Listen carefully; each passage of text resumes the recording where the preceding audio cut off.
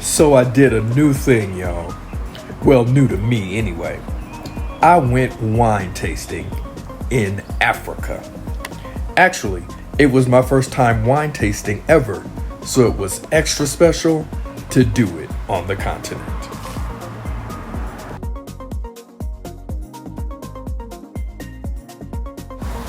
Enter Tuanni Price and the wine lands of Franschhoek.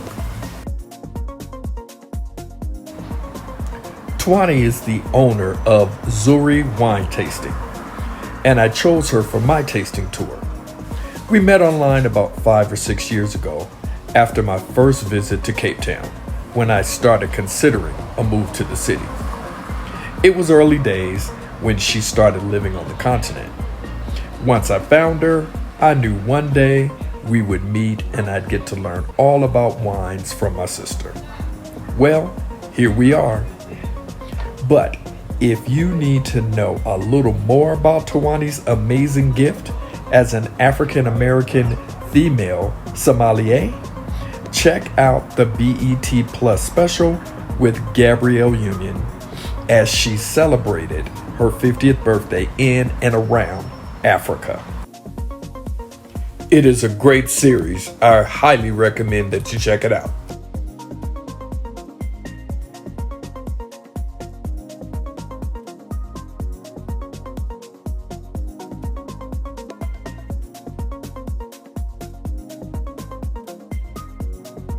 And if you are not a regular subscriber, then you're probably wondering, who am I? I'm Kevin Giles, and this is Melanin Man Travels.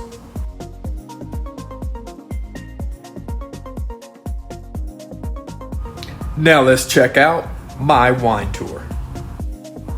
My tour began with the beautiful views of the winelands as we made our way to Dieu Donne Vineyards.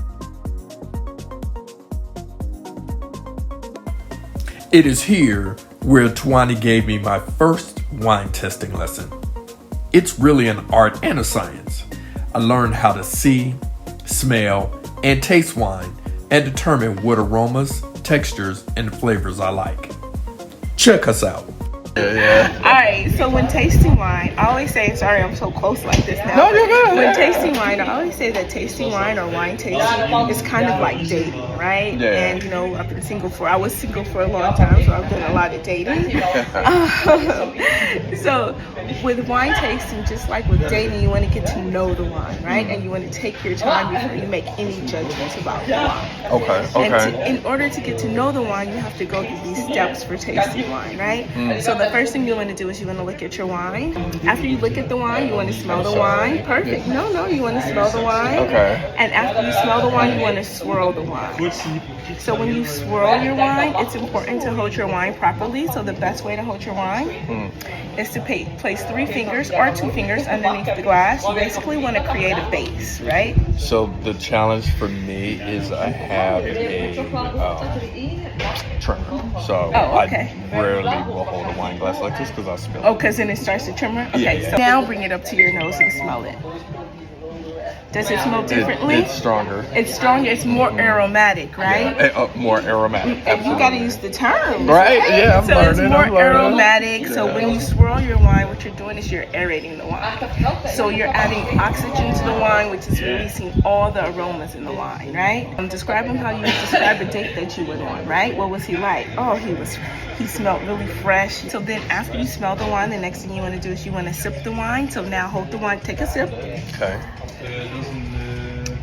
Hold the wine on your tongue for a little bit. Let the wine meet your tongue. Hello, wine. Hello, tongue. Where have you been all my life? I usually like a sweet wine, like a Moscato, but Tuanni really helped me cultivate my palate. After drinking, tasting all of that wine, it was time for lunch. So Julian whisked us over to the Black-owned French restaurant Cafe du Vin. Man, the executive chef, Ahmed, served up a delicious lunch. When you visit Franschhoek, you must eat at Cafe du Vin. Tell Chef Ahmed that Tuanni and Kevin sent you. Tuanni made sure to end my tour on a special note. We headed over to the region's only Black-owned and operated winery. I'm going to try to pronounce the name correctly. Klein Goederust. I believe the name is either Afrikaans or Dutch. This is the winery that I showed you when the Wades visited for Gabrielle Union's 50th birthday. The buildings and the grounds are just as beautiful as the wine that they make. Paul, the owner, and Rodney, the winemaker and manager, were so friendly and cool. I felt honored to be able to meet them both. I learned that the matriarch of the family had just passed away, unfortunately. She worked for a local winery, and that is where friends Paul and Rodney got their passion for wines. I tell you, I had a fantastic day enjoying the winelands of Cape Town and meeting new friends, and especially visiting a Black-owned winery. I want the same for you.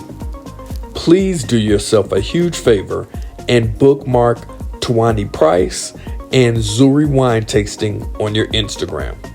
Or just save this video. When you visit Cape Town, and you should, booking a tour with Tuanni will be one of the best decisions that you make. I have so much more of my Africa trip to share with you. Please stay tuned. There's more of Cape Town, as well as Tanzania and Kenya. See you in the next video.